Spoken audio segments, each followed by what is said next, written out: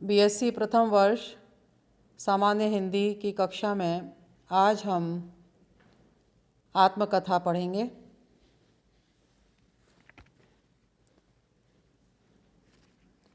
बाबू राजेंद्र प्रसाद द्वारा लिखी गई गांधी जी से भेंट शीर्षक है। मैं डॉक्टर विनीता कौशिक, सहाचार्य हिंदी, जानकी देवी बजाज, राजकीय कन्या महाविद्यालय कोटा। सर्वप्रथम आज हम आत्मकथा क्या है इसके बारे में जानेंगे बहुत संक्षेप में। जीवनी की तरह ही आत्मकथा भी एक संस्मरणात्मक विधा है,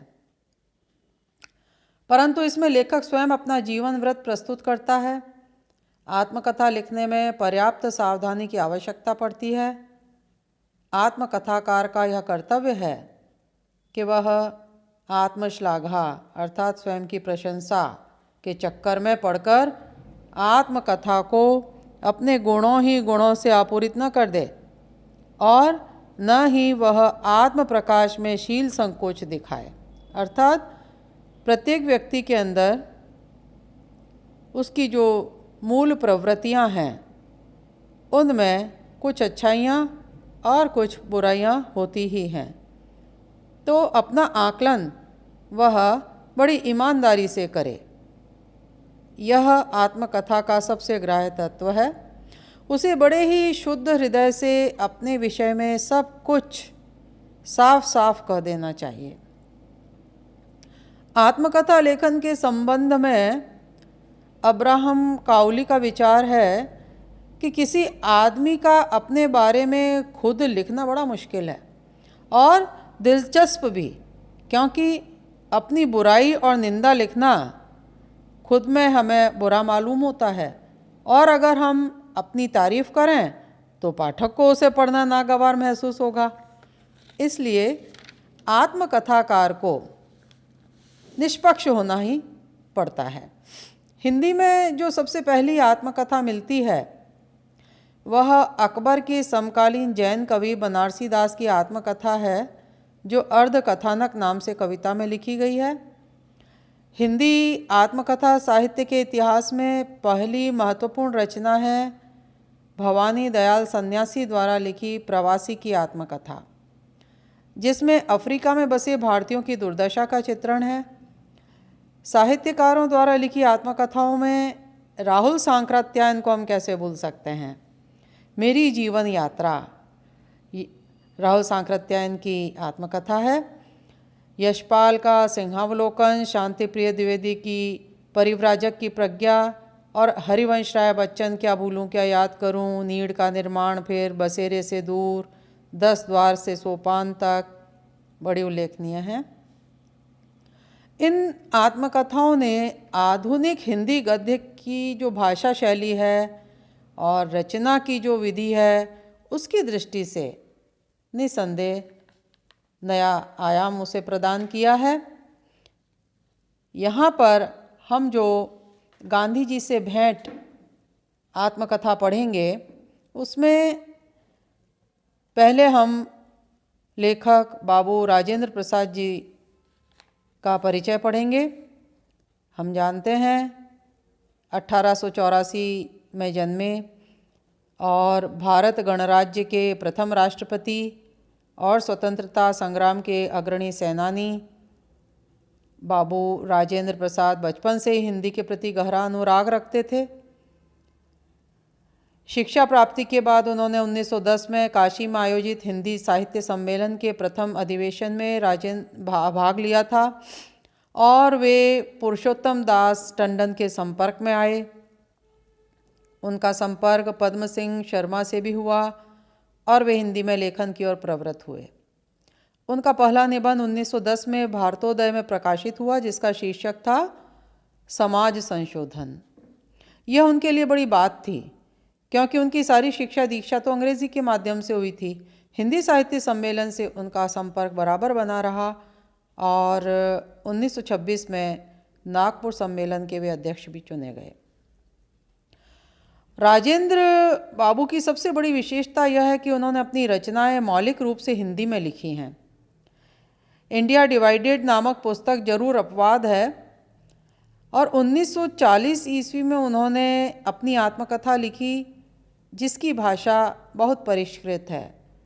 इसी कृति पर नागरिक प्रचारणी सभा ने उन्हें मंगला प्रसाद पारितोषिक प्रदान किया और बिहार राष्ट्रभाषा परिषद ने उन्हें 2 पुरस्कार दिए, वयोवृद्ध हिंदी सेविका और बापू के कदमों में रचना के लिए उनकी कुछ अन्य कृतियाँ भी हैं।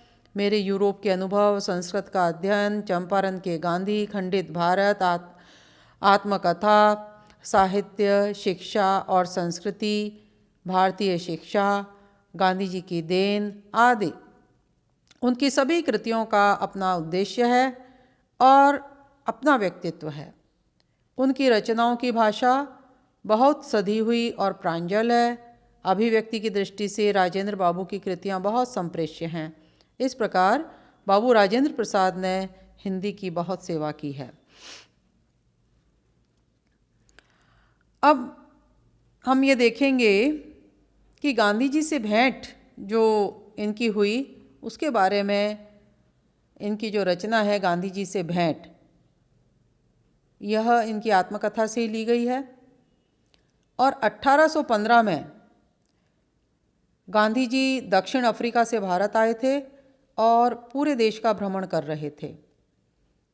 उस समय बिहार के प्रतिनिधि 2 प्रस्ताव पारित करना चाहते थे। कांग्रेस में एक पटना यूनिवर्सिटी बिल और दूसरा चंपारण का नीलवर प्रश्न। बिहार के प्रतिनिधि गांधी जी से मिलने गए थे। तब तक राजेंद्र बाबू गांधी जी के बारे में बहुत अधिक नहीं जानते थे, पर उन्हें पता था कि दक्षिण अफ्रीका में उन्होंने बहुत काम किया है। अखिल भारतीय कांग्रेस कमेटी की बैठक जब कलकत्ते में हुई तो राजेंद्र बाबू भी वहाँ थे और गांधी जी के बराबर कुर्सी पर बैठे थे, पर उन्होंने गांधी जी से बहुत ज़्यादा बातें नहीं की। वहाँ से राजेंद्र बाबू तो जगन्नाथपुरी चले गए और एक पात्र हैं इनमें राजकुमार शुक्ल, जो गांधी जी को पटना ले आए और उन्हें राजेंद्र बाबू के मकान में ही ठहराया। ये सब हम पढ़ेंगे।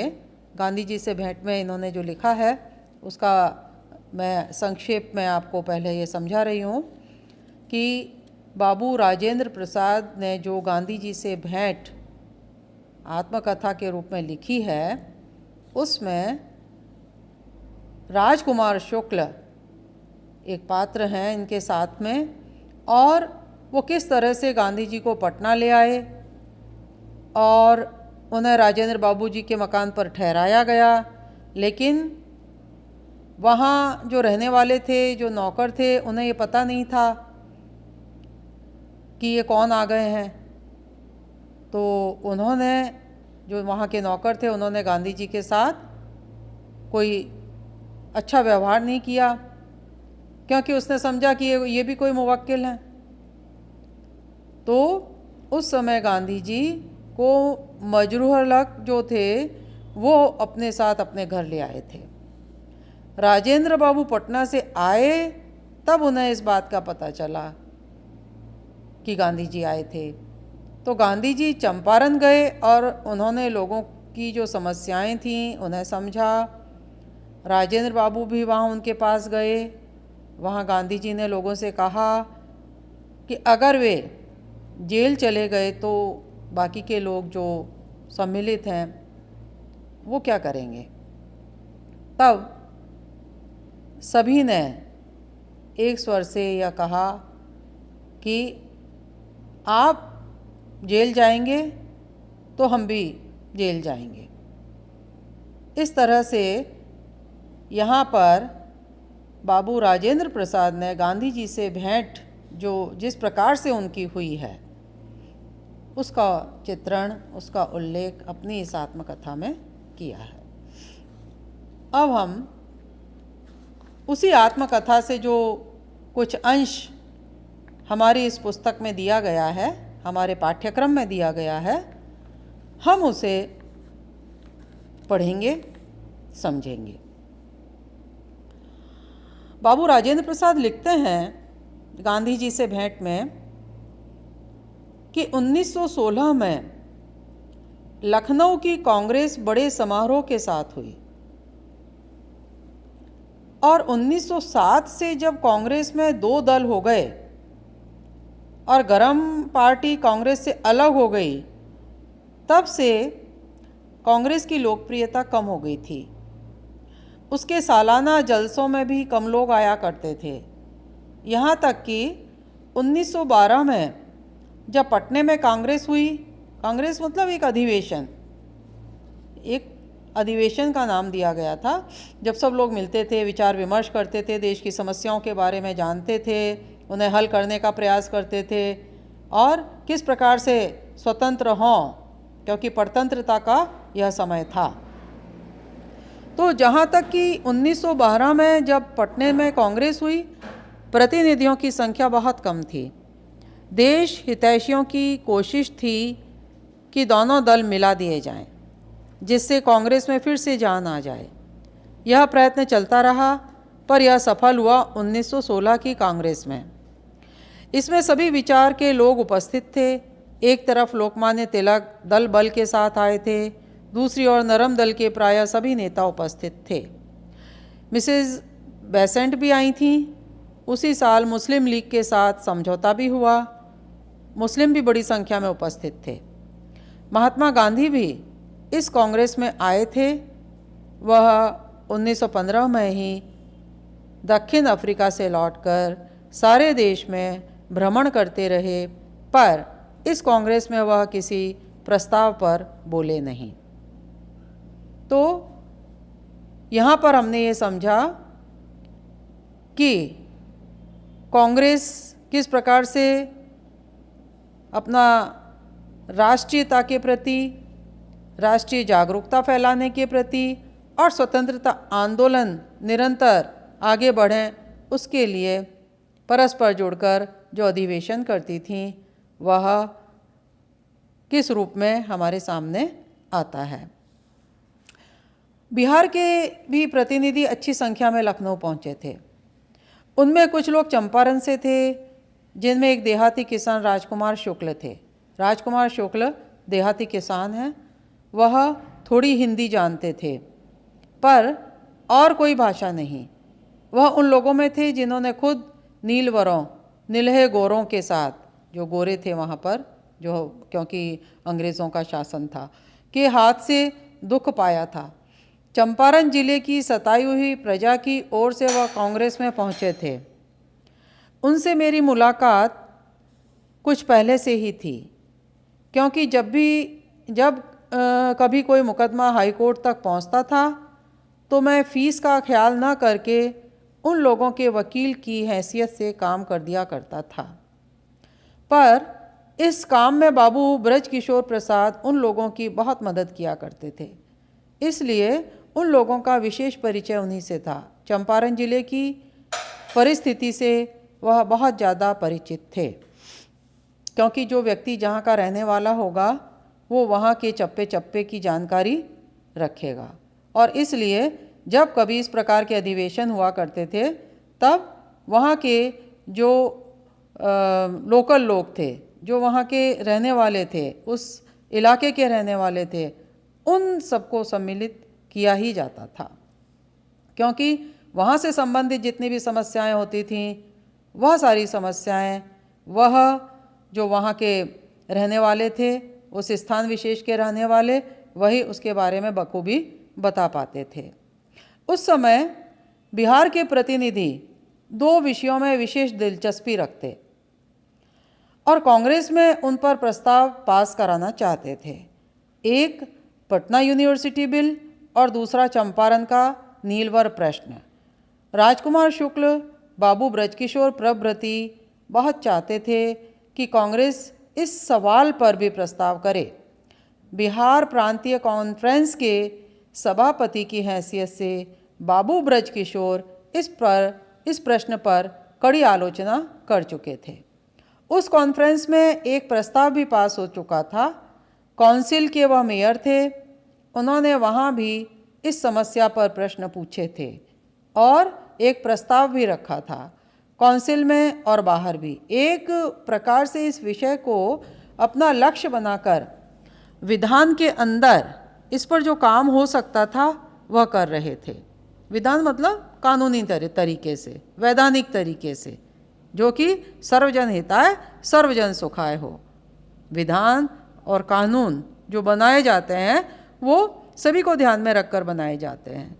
तो जब कभी इस प्रकार की कॉन्फ्रेंस होती थी, इस प्रकार के कांग्रेस के जो सम्मेलन हुआ करते थे, उसमें वहाँ के स्थानीय लोग जब सम्मिलित होते थे तो वो स्थान विशेष की प्रगति की, उन्नति की बातें करते थे, लेकिन वो सर्वजन हिताय सर्वजन सुखाय होगा या नहीं, इसके ऊपर भी निरंतर विचार किया जाता था। यह बात बिहार के लोगों को मालूम थी कि कर्मवीर गांधी दक्षिण अफ्रीका में बहुत कुछ करके हिंदुस्तान आए हैं, इसलिए उनसे इस काम में मदद लेनी चाहिए। राजकुमार शुक्ल आदि उनसे मिले और चंपारण का कुछ हाल कह सुनाया। उन्होंने कुछ दिलचस्पी जारी की।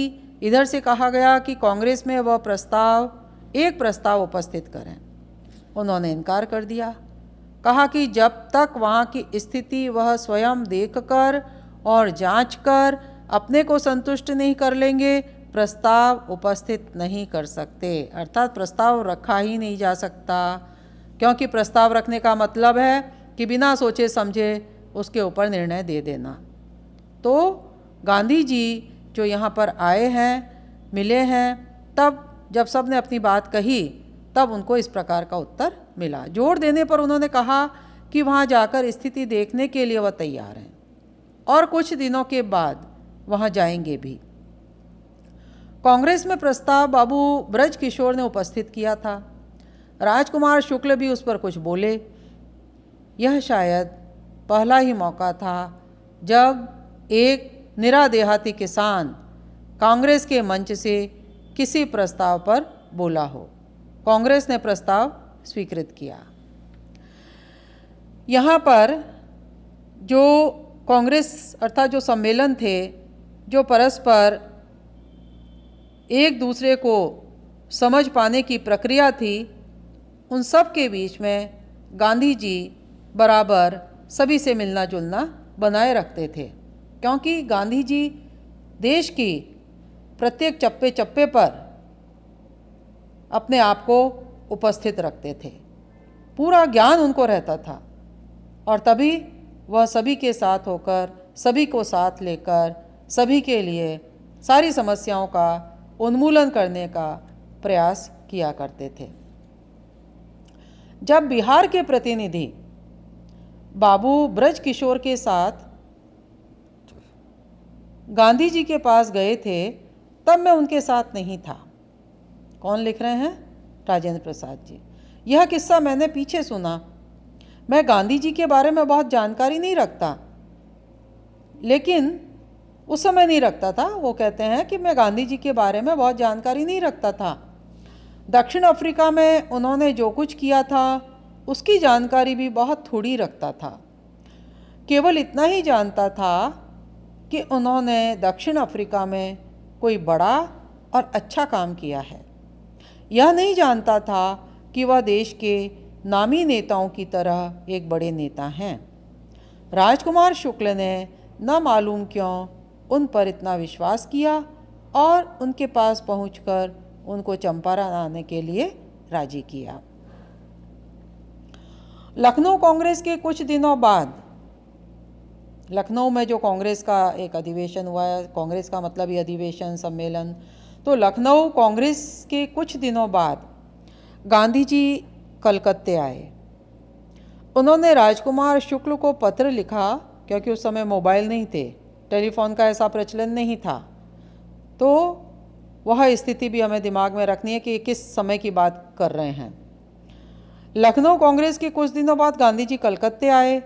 उन्होंने राजकुमार शुक्ल को पत्र लिखा कि कलकत्ते में मुझसे मिलो, वहाँ से हम दोनों साथ ही चंपारण चलेंगे।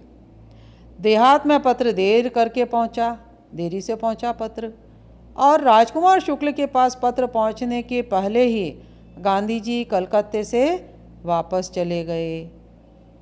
राजकुमार शुक्ल ने फिर पत्र लिखा। गांधी जी ने उत्तर दिया कि अखिल भारतीय कांग्रेस कमेटी की बैठक कलकत्ते में होगी वह उस बैठक में उपस्थित होंगे। राजकुमार शुक्ल को भी वहीं उनसे भेंट करनी चाहिए। मैं भी उस बैठक में उपस्थित था। इत्तफाक से मैं गांधी जी की बगल में ही एक कुर्सी पर बैठा था। कौन लिख रहे हैं? बाबू राजेंद्र प्रसाद। उनकी आत्मकथा पढ़ रहे हैं हम। बार बार हमें ये ध्यान देना होगा कि लिखने वाले हमारे प्रथम राष्ट्रपति बाबू राजेंद्र प्रसाद जी हैं। मैं भी उस बैठक में उपस्थित था। इत्तफाक से मैं गांधी जी की बगल में ही एक कुर्सी पर बैठा था, पर मुझे यह मालूम नहीं था कि राजकुमार शुक्ल से उनका पत्र व्यवहार हुआ है और वह वहाँ से बिहार आने वाले हैं। अपनी आदत से मजबूर मैं किसी से ज़बरदस्ती या आगे बढ़कर जान पहचान करना नहीं जानता। मैंने गांधी जी से न कुछ पूछा और न एक शब्द भी मैं बोला। उस कमेटी में लोगों ने और विशेष करके प्रेसिडेंट श्री अंबिका चरण मजूमदार ने बहुत जोर दिया कि गांधी जी कांग्रेस मंत्री हो जाएं, पर गांधी जी ने इनकार कर दिया। मैं बैठे बैठे सब देखता रहा। कभी कभी मैं यह सोचता था कि जब लोगों का इतना आग्रह है तो उनका इनकार करना मुनासिब नहीं, पर मैं कुछ बोल नहीं सकता था। कमेटी का काम खत्म होने पर गांधी जी बाहर निकले। राजकुमार शुक्ल उनका इंतजार कर रहे थे। उसी रात को वह राजकुमार शुक्ल के साथ सीधे पटने आए। कमेटी का काम खत्म होने पर गांधी जी बाहर निकले। राजकुमार शुक्ल उनका इंतज़ार कर रहे थे। उसी रात को वह राजकुमार शुक्ल के साथ सीधे पटने आए। मैं कुछ देर करके बाहर आया, इसलिए उन लोगों से मुलाकात नहीं हुई। गांधी जी भी नहीं जानते थे कि मैं बिहार का ही रहने वाला हूँ और राजकुमार शुक्ल पटने में मेरे ही घर पर उनको ले आने वाले हैं, इसलिए वह भी मुझसे कुछ नहीं बोले। इसके बाद जो स्थिति दिखाई देती है कि यह बैठक ईस्टर की छुट्टियों में हुई थी। मैं कलकत्ते से जगन्नाथपुरी चला गया। बाबू राजेंद्र प्रसाद जी कह रहे हैं कि यह बैठक जो निर्धारित हुई थी पटना के लिए, और गांधी जी और ये नहीं जानते थे कि पटना का ही मैं रहने वाला हूँ, और यह भी डिसाइड हो गया था, यह भी पक्का हो गया था कि यह बैठक राजेंद्र बाबू जी के यहाँ ही होगी। लेकिन आपस में नहीं पहचान रहे हैं, क्योंकि सम्मेलन में, अधिवेशन में बहुत सारे लोग उपस्थित हैं और सब जगह काम की ही बातें हो रही हैं। यह बैठक ईस्टर की छुट्टियों में हुई थी। मैं कलकत्ते से जगन्नाथपुरी चला गया। गांधी जी पटने आ गए। राजकुमार शुक्ल उनको मेरे घर पर ले गए, पर वहाँ एक नौकर के सिवा और कोई था ही नहीं।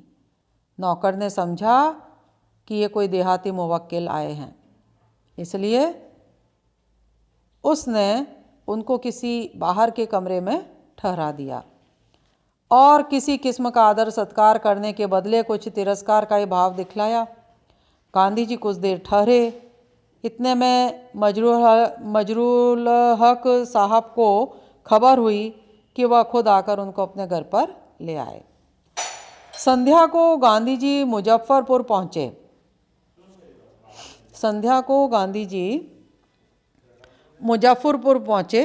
वहाँ आचार्य कृपलानी जी के पास ठहरे। वहाँ के लोगों से भेंट करने का उनका इरादा था कि चंपारण जाएं। बाबू ब्रज किशोर जो दरभंगा में वकालत किया करते थे, तार देकर बुला लिए।